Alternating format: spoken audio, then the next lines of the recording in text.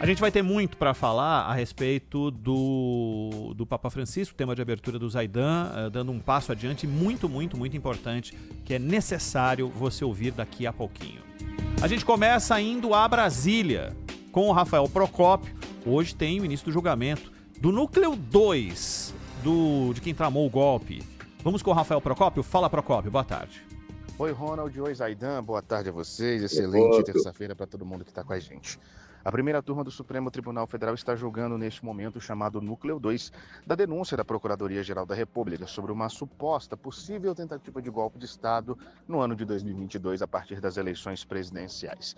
Mais cedo a gente acompanhou o julgamento sendo aberto pelo presidente da primeira turma, que é o ministro Cristiano Zanin, e na sequência tivemos o ministro Alexandre de Moraes fazendo um resumo do relatório e logo depois o Procurador-Geral da República, Paulo Gonet, fazendo a sustentação oral. Afinal de contas, essa denúncia que vai ser analisada, está sendo analisada pelo STF, foi apresentada pelo órgão máximo do Ministério Público, que é a PGR.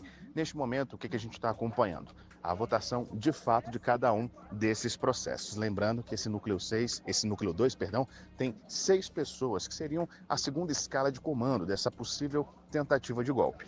E agora o ministro Alexandre de Moraes vai dar o parecer dele, voto a voto, pessoa por pessoa, desse novo núcleo da denúncia da Procuradoria-Geral da República. E a tendência é que, assim como foi no primeiro núcleo, que tinha, por exemplo, o ex-presidente Jair Bolsonaro, que o ministro acate nesse sentido de tornar essas pessoas réus por diversos crimes, principalmente envolvendo associação criminosa e tentativa de abolição violenta do Estado Democrático de Direito. O julgamento, de fato, está começando neste momento. Devemos ver ele indo durante toda esta tarde de terça-feira.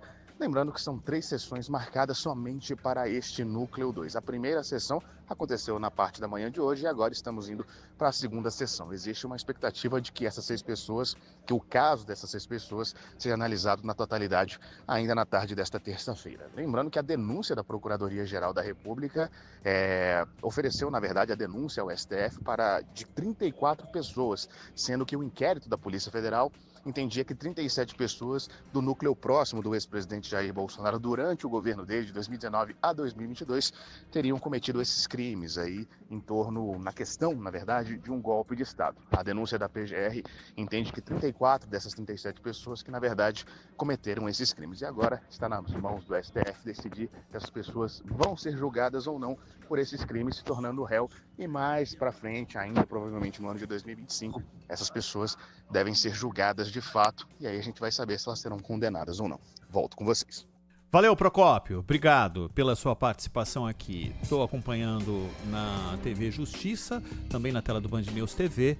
O ministro Alexandre de Moraes está com a palavra. Acontece nesse momento, como descreveu o Procópio, o julgamento do STF para aceitação ou não da denúncia contra os 6 citados pelo Procópio aqui: Fernando de Souza Oliveira, Marcelo Costa Câmara, Felipe Garcia Martins Pereira, Marília Ferreira de Alencar, Mário Fernandes e Silvinei Vasques. Para quem não lembra, é o ex-diretor da Polícia Rodoviária Federal, que teria, inclusive, além das ações do golpe, participado daquele processo de impedimento do eleitor poder votar, principalmente na região nordeste do Brasil, no pleito de 2022. O julgamento está rolando, Zaidan. Como aconteceu no primeiro, você tem 2 votações, né? A primeira, ela se refere às argumentações dos advogados que apresentam ali questões preliminares. Esse não é o tribunal adequado, o ministro tal não pode participar, coisas do a defesa não teve tempo suficiente para analisar tudo que está contido na denúncia apresentada pelo Gonet. Enfim, e aí vota o Alexandre de Moraes, depois o Flávio Dino, depois o Fux, a Carmen e o Zanin. É o último porque ele preside a turma. Depois, então, você tem a votação se a denúncia apresentada pela PGR é cabível ou não. Se há ali evidências que devem levar à aceitação da denúncia. O Gonet pediu, como já era esperado, é claro, que a denúncia seja acatada integralmente. E isso não significa entrar no mérito, isso não significa condenar, significa apenas dizer se essas pessoas, todas elas, algumas delas, são ou não réus, se elas são rés ou não essas pessoas. E aí é que teremos o julgamento, mas ainda há 3 núcleos, né? Sendo que o último é uma figura só, uma pessoa só, lá, o neto do João Batista Figueiredo, né? Que mora nos Estados Unidos.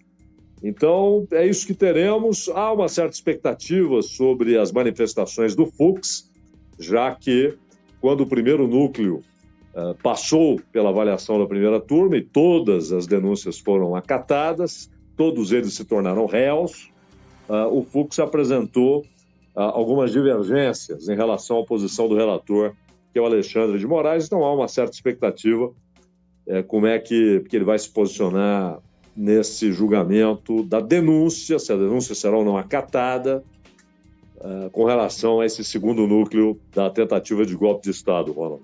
Zaidan, o ministro Barroso, divulgou uma nota falando sobre...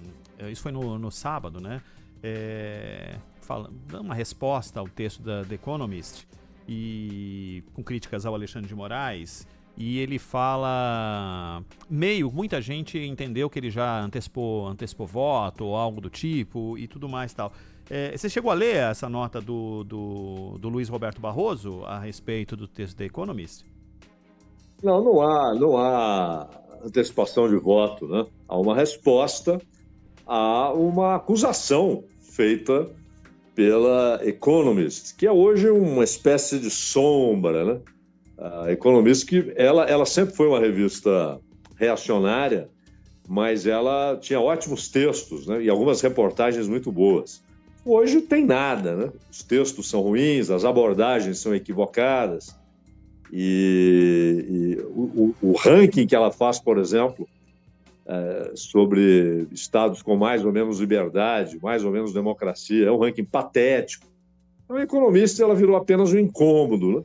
E desta vez porque não é uma reportagem analisando posições, o que acusados dizem, o que o Supremo diz, o que é alegado, e aí ela pode até em editorial se posicionar.